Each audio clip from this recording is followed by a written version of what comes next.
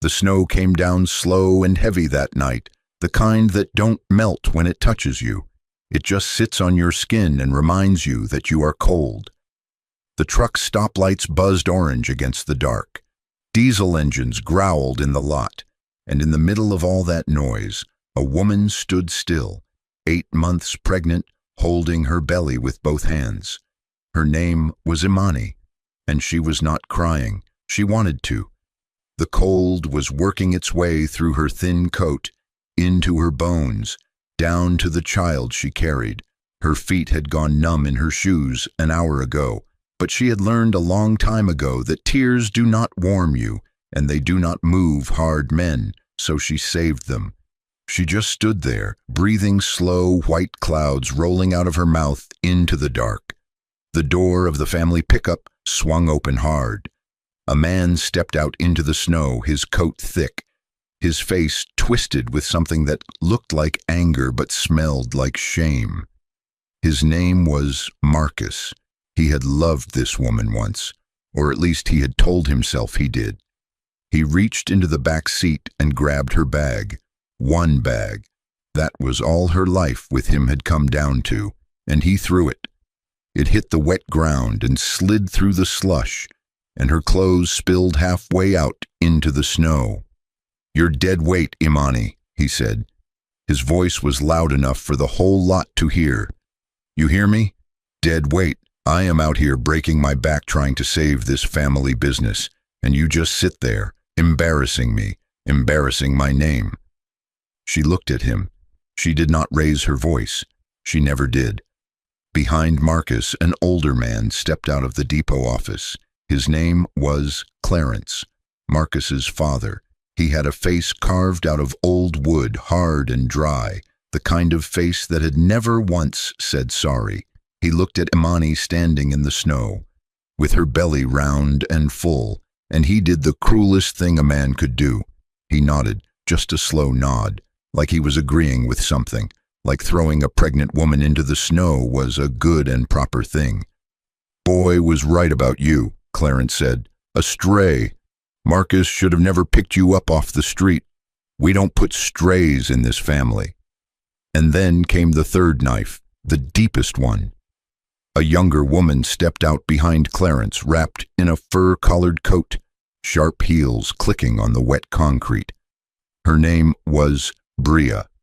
She called herself a consultant. She had walked into their lives 6 months ago with a clipboard and a smile, promising to save the depot, and somewhere along the way, she had decided to save herself a husband too. And Bria did not just stand there. She walked right up to Imani, slow, heels stabbing the slush, and looked her up and down like she was garbage somebody forgot to take out. Loud enough for the whole lot to hear, she said, "Look at you, swollen up like a balloon, no man, no home, no name to give that baby. You really thought a body like that could hold on to a man like Marcus?" She reached out and flicked the wet collar of Imani's thin coat, like she was checking the price tag on something cheap. "That child's gonna be born into nothing," she said, "just like its mama, out in the cold where strays belong." Then she leaned close to Imani's ear, close enough that only Imani could hear, and whispered something low and cruel, and whatever it was, it made Imani's breath catch hard in her chest. Bria pulled back, satisfied, and slid her hand around Marcus's arm like she already owned it. She had won, and she wanted Imani to feel every inch of it. So there it was, the husband, the father, the other woman. 3 betrayals standing in a row, all in the falling snow, all looking down at one quiet woman like she was nothing. The truckers saw it. They always see everything. Men leaned against their rigs, coffee in hand, engines idling. They watched a pregnant woman get her bag thrown into the snow, and not one of them said a word. Some looked away, some shook their heads, but nobody moved, because that is how shame works in a public place. It freezes everybody. One young driver near the fuel pumps took half a step forward. You could see it in him, the urge to do something, to say something, to put his coat around her shoulders. But the older man next to him put a hand on his arm and shook his head slow. "Not our business," the hand said, "not our fight." And the young driver stopped and looked at his boots and hated himself a little for it. That is what cruelty does in the open. It does not just hurt the one it lands on. It shames everyone who watches and does nothing. Imani bent down, slow and careful with that big belly, and she picked up her bag. She gathered her clothes out of the slush, one piece at a time, not rushing, not begging. She tucked them back inside. Then she stood up straight. Marcus laughed, an ugly little laugh. "You'll be fine," he said. "You always land on your feet, don't you?" He climbed back into the truck. Bria climbed in beside him, close, too close. Clarence got in the back, and the family pickup pulled out of that lot, tires hissing through the snow, leaving Imani standing alone under the buzzing orange lights. Now, here is the thing the camera wants you to see. As that truck drove off, Imani did not crumble. She did not fall to her knees. She turned her head, slow, and she looked at the depot sign over the office. Then her eyes drifted to a big trailer rolling past, a freight logo painted on its side, clean and white and proud. And something flickered behind her eyes. Something old, something steady. They thought they were throwing her out of his world. They had no idea whose world they were standing in. Narrator, hold that thought with me, because to understand the woman in the snow, you have to go back, way back, to a little girl, a dusty road, and an old man who taught her everything she would ever need to know. She was raised in a small southern town where the roads were red dirt and the summers stuck to your skin. Her mama was gone early. Her daddy was a ghost. So it was her grandfather who raised her, a long-haul truck driver with hands like leather and a laugh like thunder. He drove the big rigs back when the highways were emptier and the nights were longer. And whenever school let out, he would prop little Imani up in the passenger seat, buckle her in tight, and take her along for the ride. Mile after mile, state after state. She learned the country through the window of a truck. He taught her things most kids never learn, how to read a fuel gauge against the miles, how to figure a route in her head, how to talk to drivers at the stops, look them in the eye, treat every single one of them like family. A driver out here is never a stranger, he would tell her. He's just somebody who hasn't told you his troubles yet. She remembered one night the clearest. A storm had rolled in over the mountains, hard rain turning the road to glass, lightning splitting the black sky open. Other drivers had pulled off to wait it out, not her grandfather. He kept both hands steady on that big wheel and drove on slow and sure, humming an old church song under his breath like the storm was nothing but a choir. Little Imani had gripped her seat, scared half to death. "Ain't you afraid, Granddaddy?" she had whispered. He had smiled without taking his eyes off the road. "Baby, I've been driving through storms longer than you been alive. Fear is just a passenger. You let him ride, but you never let him drive." And he had reached over and tapped the little compass swinging from the mirror. "Long as you know which way home is, no storm can keep you." She never forgot it. She carried that night with her into every dark season of her life. And he was generous. Lord, that man was generous. When a driver's wife got sick, he passed an envelope. When a young man broke down 200 miles from home, he covered the tow. He never signed his name to any of it. "You don't help people to be seen," he told her. "You help them because somebody once helped you." She carried that in her chest like a second heartbeat. On the night he passed, old and tired in a small white bed, he reached for her hand. He pressed something cold and small into her palm and folded her fingers around it. It was a compass, a little brass compass on a worn leather cord. The needle still swung true. "Never let anybody turn you around, baby," he whispered. "Storm comes, lights go out, don't matter. You always know your way home."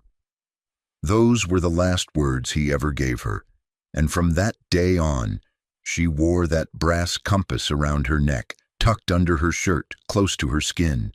Through everything, through every cold night, it was hanging there right now, hidden under her coat, while the snow fell on her in that truck stop lot. That was the girl, soft, kind, raised on red dirt and diesel and quiet generosity. So how did that girl end up married into a hard family that looked at her like a stray? How did the granddaughter of a humble driver end up standing in the snow while a depot full of trucks rolled past her? That, family, is the part they never saw coming. Imani found a cheap motel down the road that night, flickering sign, thin door. She sat on the edge of the bed in her wet coat, one hand on her belly. The baby kicked. She breathed. She did not cry. Not yet. She had met Marcus 3 years before when his family depot was already sinking and didn't know it. Back then he was warm. He made her laugh. He called her beautiful and meant it. She married him because for a little while he made the quiet woman feel seen. That was all she ever wanted, to be loved for her heart, not for her hands. Because what Marcus never knew, what none of them ever knew, was what Imani did in the dark hours. Because Imani was not just a quiet wife. For years, long before Marcus, she had been building something, quietly, patiently. She took everything her grandfather taught her about the road, and she turned it into a business. A small freight company first, then a bigger one, then a network of them, folded under one holding name, a plain name on paper that nobody connected to her face. She never put herself in the front. She learned that from her grandfather, too. You don't help people to be seen. While Marcus thought he married a quiet, simple woman, he had actually married the most powerful person for 1,000 miles in any direction. He just didn't have eyes to see it. And here is the part that cut the deepest, the part she sat with on that motel bed in the dark, the contracts that kept his family depot breathing, the freight that rolled through their gates, the loads that paid their drivers, the lifeline that kept Clarence's business from sinking into the ground. Every bit of it flowed down from a company she built with her own 2 hands. They were alive because of her, and they spit on her in the snow. She had married Marcus and stayed small on purpose. She wanted to be loved for the quiet woman, not the empire. She wanted to know that somebody could hold her hand without holding her money. So she kept her secret close, like the compass under her shirt. And look what they did with the quiet woman. The days after that night moved fast and cruel. Marcus did not call. He did not come looking. But the world has a way of talking, and word drifted back to Imani about what was happening at that depot. Marcus believed Bria now, completely. Bria had whispered in his ear for months, telling him Imani was lazy, telling him Imani was using him, telling him a baby would only tie him down and drag the family deeper into debt. And Marcus, weak and proud and scared, drank every word like it was truth. Clarence pushed too. The old man wanted the papers filed fast. "Cut Imani off clean before the baby came," he said. "Protect the family name. Protect what was left of the business." He had never accepted her, and now he had his excuse to be rid of her for good. And then came the worst day of all. The day Imani made one last mistake. She let herself hope. The doctor had told her the baby was coming soon. And something in her, some small, foolish piece of her heart, could not let her child come into this world without giving the father one last chance to be a man. So she swallowed every ounce of her pride, and she went to the depot.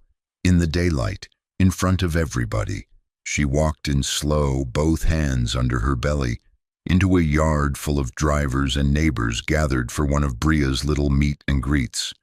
Marcus saw her, and his face went stone. Bria saw her, and her face lit up like Christmas morning because cruelty had just walked into her favorite kind of room, a crowded one. "Marcus," Imani said softly, "the baby's coming. I just need to know if you'll be there, for your child, that's all." The yard went quiet, and Bria stepped right between them, that bright knife of a smile flashing. "Oh, honey," she said loud, turning so the whole crowd could hear. "You came all the way down here, big as a house, to beg? In front of everybody?" She laughed, and a few nervous people laughed with her, the way scared people do.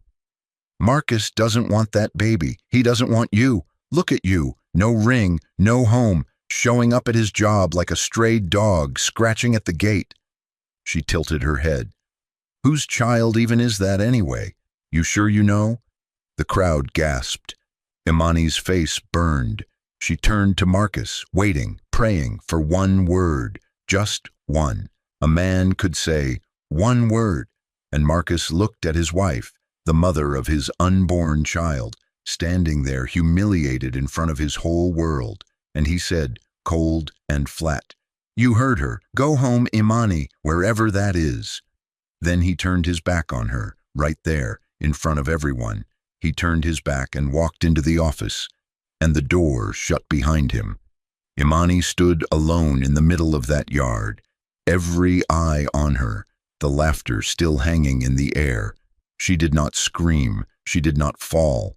She just turned, slow, one hand cradling her child, and walked out the gate with whatever dignity she had left.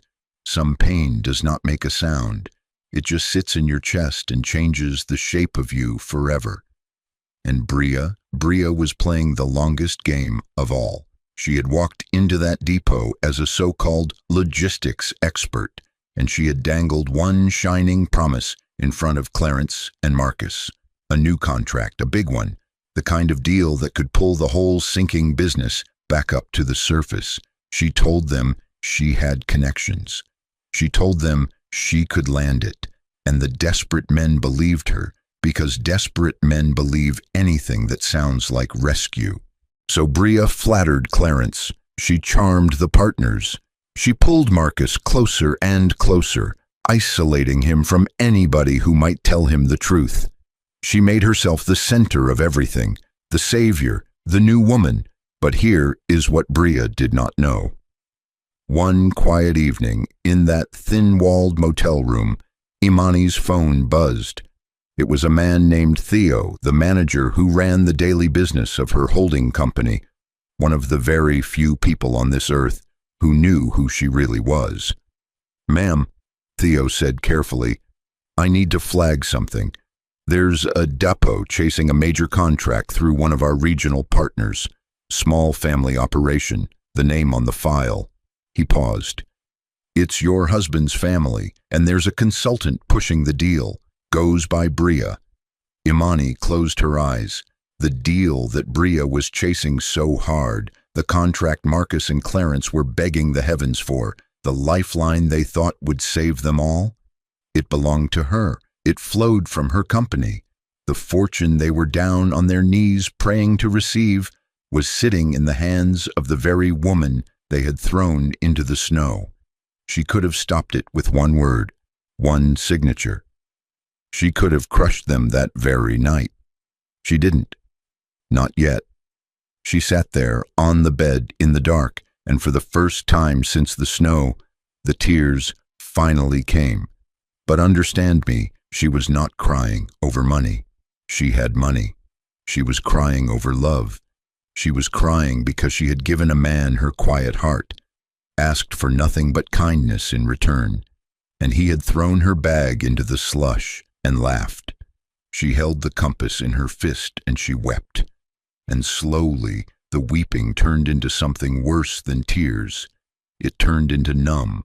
For one long night, Imani sat in that numbness and thought maybe she would just stay silent forever, disappear, have her baby somewhere far away, let them sink, let them never know what they lost.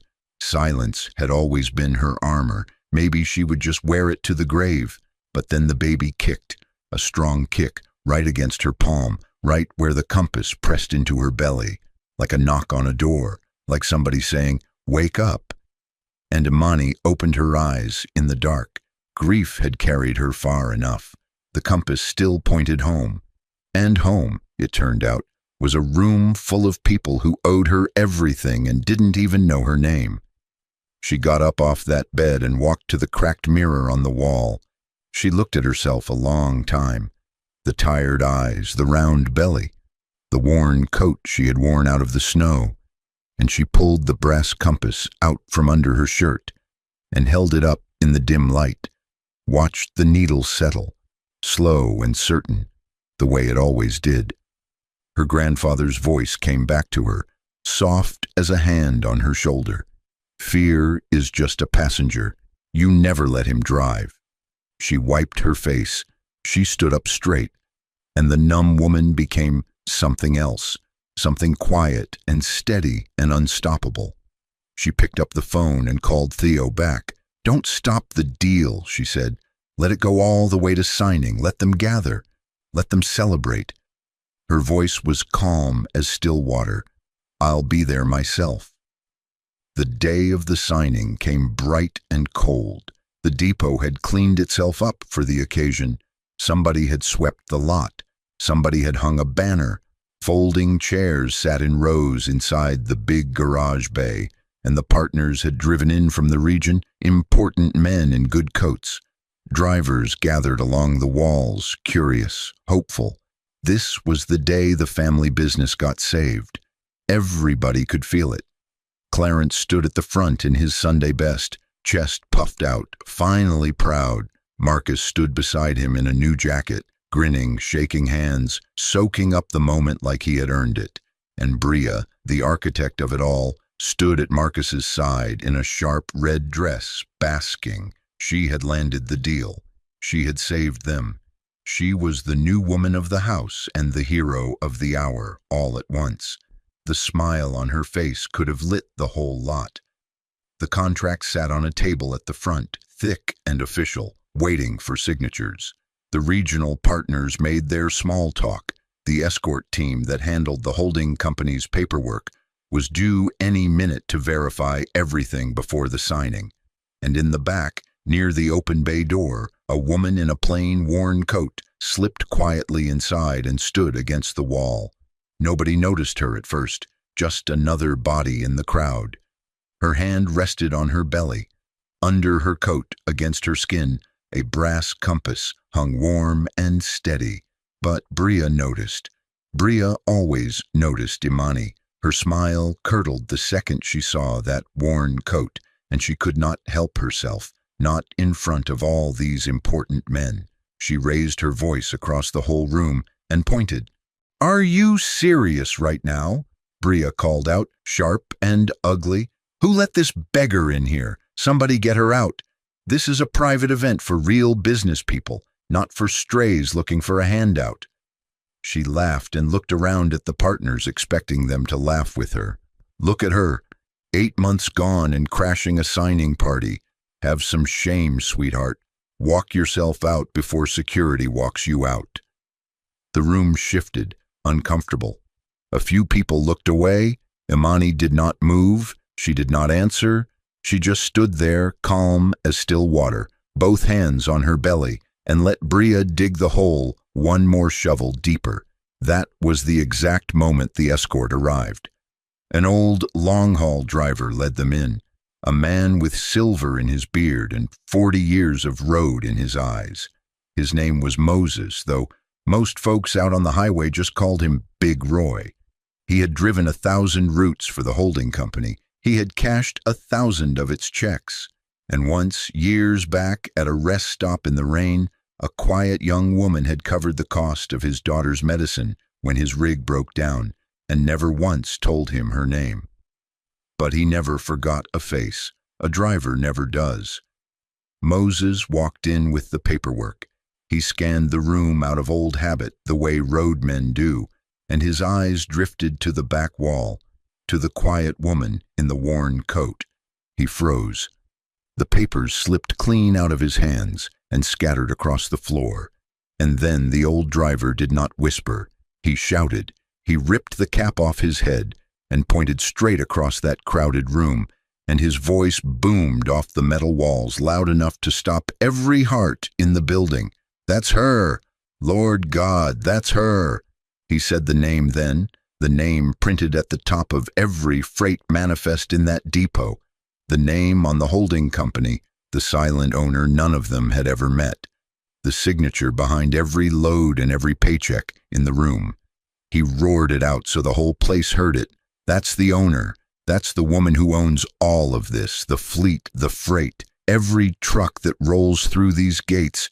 She owns the man's whole company, and he don't even know her face." The room did not ripple, it exploded.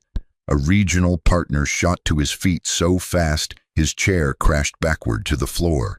Another grabbed his chest and started pointing, stammering, because he had spent 2 years and could never even get a meeting with that name. And now that name was standing in a truck stop garage in a worn coat. Drivers along the walls erupted, shouting over each other, some pulling out their phones, some calling out her name like it was a thing they could not believe was real. "It's her! That's really her!" A young driver near the door dropped to one knee without even thinking about it. Big Roy stood in the middle of it all with tears running down into his gray beard, hollering, "That woman saved my baby girl's life and never told me her name. That's her." In the space of 5 seconds, every soul in that building knew exactly who Imani was. There was no slow dawning, no quiet wondering. It hit the whole room at once like a thunderclap, and the loudest, proudest day of Marcus's life turned in an instant into the day the floor opened up and swallowed him whole. And Imani stepped forward.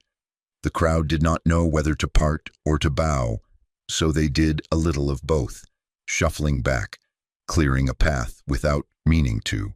Marcus's eyes found her and went wide, and you could watch the color drain right out of his face in real time. Clarence took one step back like the floor had tilted under him, and Bria's clipboard slipped right out of her hands and clattered to the floor. The blood ran out of her face as the words she had just shouted echoed back to her own ears. "Get this beggar out! Strays looking for a handout." She had stood in front of every important man in that room and ordered the most powerful woman for 1,000 miles to walk herself out the door. Every eye in the building swung from Imani to Bria and back again, and Bria's mouth opened and closed like a fish on dry land, no sound coming out, watching her whole game collapse in real time. She did not rush. She did not raise her voice. She walked through the parting crowd, calm as still water, that same worn coat, that same round belly, the same woman they had thrown into the snow. But she walked tall now. She walked like the floor belonged to her, because it did. With every slow step, her hand stayed resting on her belly, on the child. And that was the picture nobody in that room would ever forget. The woman they humiliated in the snow, walking back through the door as the quiet queen of everything they were standing on. She reached the table at the front. She looked down at the thick contract sitting there, the lifeline they had all been celebrating, and from her coat pocket she drew out a single folded paper and laid it flat on the table beside the contract. On it was the seal of the holding company, her company, the real one. Then she lifted her head and looked at them. The whole story landed in that one moment, the freight that fed their trucks, the contract that was going to save their name, the paychecks behind every driver standing along those walls. All of it, every thread, ran back to her, not handed to her, not left to her by some dead rich relative.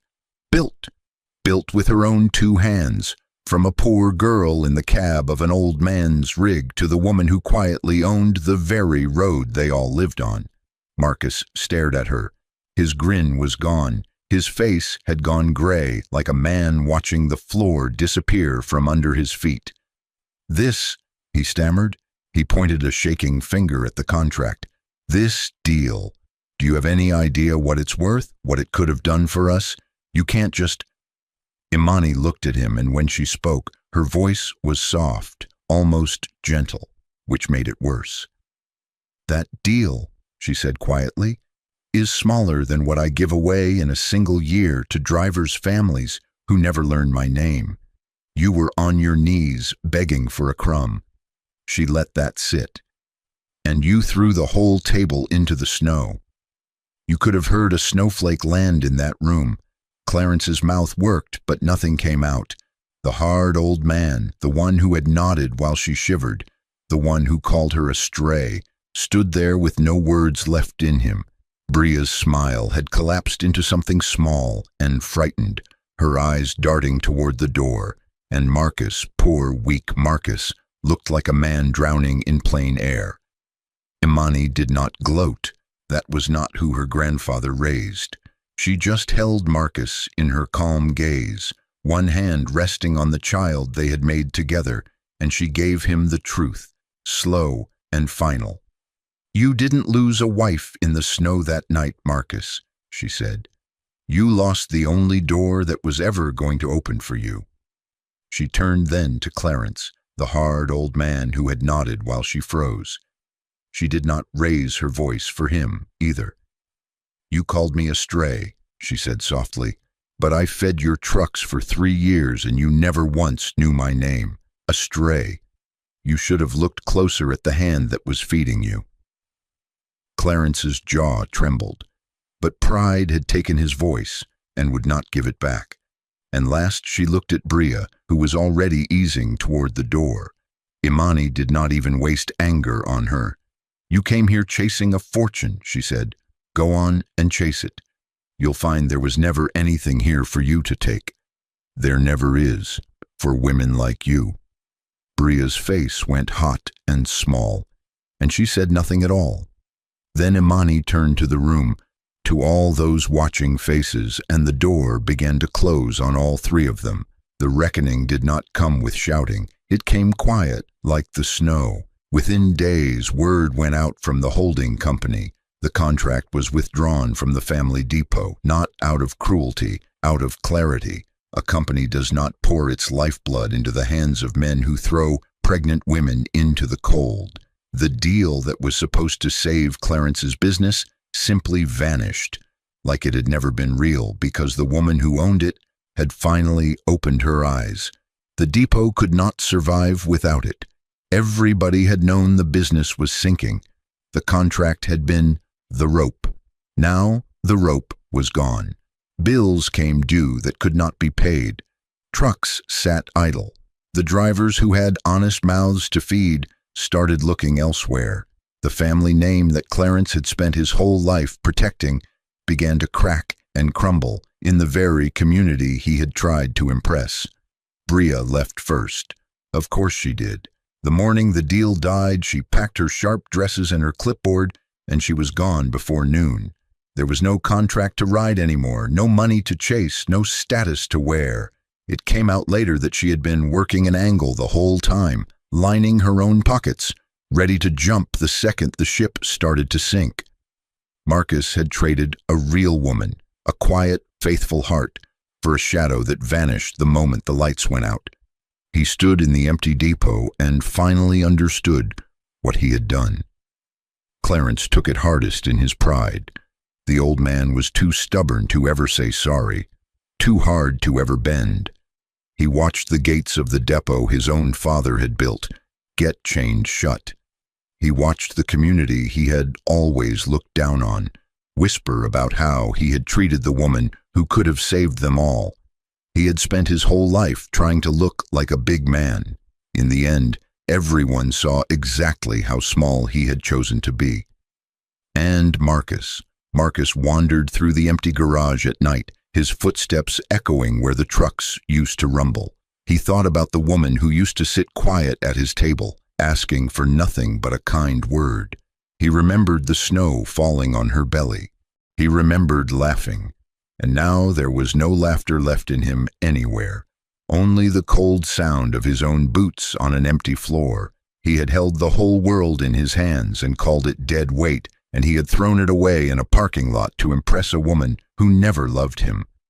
Some men learn what they had only by the size of the hole it leaves. And Imani? She did not dance on the ruins. She walked away with her head level and her steps quiet. But before she went, she did one thing that told you everything about who she was. Every honest driver who had stood along those walls, every man who had shown her even a small kindness through the years, every worker who fed a family and drove an honest mile, she made sure they kept their jobs. She folded them into her own company, real work, fair pay, the kind of dignity her grandfather had always given the men of the road. And the drivers remembered. Word travels fast on the long roads, faster than any truck. The story moved from cab to cab, from stop to stop, the whole length of the highway. The quiet woman who covered a sick child's medicine in the rain, the owner who fed 1,000 families and never asked for thanks, the wife they threw in the snow who turned out to hold the keys to everything. Men who never met her lifted their coffee to her name at rest, stops in the dark. She had become a legend on the road, not for her fortune but for her heart, and that is the only kind of legend worth being. She left the betrayers to the choices they had made, and she walked out of that depot into the morning light, the brass compass resting warm against her chest, pointing the way home. The months rolled on, the way months do, and the snow melted into spring. You would not have found Imani in some tall glass tower. That was never her. You would have found her in a warm, simple home with big windows and soft light, the kind of home her grandfather always promised her she would have one day. And in her arms, wrapped in a soft blanket, a brand new baby, her child, born safe, born loved. Above the crib, hanging from a small hook on the wall, was the brass compass, still swinging true, watching over the next generation like it had watched over her. She had named the baby after her grandfather. Of course she had, so that the old driver's name would roll on down the years, carried on a child who would never know a cold parking lot or a hard man's nod, a child who would grow up warm and safe and seen. Sometimes at night, Imani would stand over the crib and hum that same old church song her grandfather hummed through the storm, and she would feel him there in the room, smiling, proud, telling her she had found her way home after all. The empire kept running, quiet as ever. Imani never put her face on a billboard. She never gave a big speech. She just kept doing what her grandfather taught her, helping drivers nobody else helped, slipping envelopes to families who would never learn her name, keeping the roads moving in the dark. The richest woman for 1,000 miles, and you could have passed her in a grocery store and never known a thing. That was exactly how she wanted it. Moses came to visit, and the loyal drivers came too, tracking mud on her floor and laughing too loud, and holding that baby like it was made of gold. They were not her employees in that house. They were her family, just the way her grandfather always said. A driver is never a stranger. He is just somebody who hasn't told you his troubles yet. Her home was full of roadmen and full of love, and she would not have traded it for any tower in the world. Marcus came too, once, humbled now, thinner, quieter, the grin long gone from his face. He stood at her door with his hat in his hands and asked, soft and broken, if he might be allowed to know his child. Imani looked at him for a long moment, and she was neither cruel nor weak. She did not slam the door, and she did not throw it open. She set a calm, clear boundary, the kind a strong woman sets. The door of dignity stayed slightly open for the sake of the child. The door of reconciliation stayed closed for the sake of herself. He had shown her exactly who he was on a snowy night, and a woman who knows her way home does not get lost in the same storm twice. He nodded, and he understood, and that was the most honest thing he had done in years. He turned and walked back down the path alone, a smaller man than he had been, carrying the weight of a snowy night he could never take back. And Imani closed the door soft, not in anger, but in peace, and went back to her child and her warm room and her quiet, beautiful life. So let me leave you with this, family, before the lights come down. A person's worth is never decided by the ones who throw them into the cold. The world will look at a quiet woman in a worn coat and think it sees the whole story, when it has not read a single page. The quietest people among us often carry the heaviest keys. The ones who say the least are sometimes the ones who hold up the most. So never measure a woman by the coat on her back. Never measure a soul by the way the proud and the cruel choose to treat it. Because one day you may look up and realize that the person you stepped over in the snow is the very one standing on the road you are begging to drive. She always knew her way home. They just never knew who she was. If Imani's strength moved you tonight, I want you to remember something. Your silence in the hard seasons is not weakness.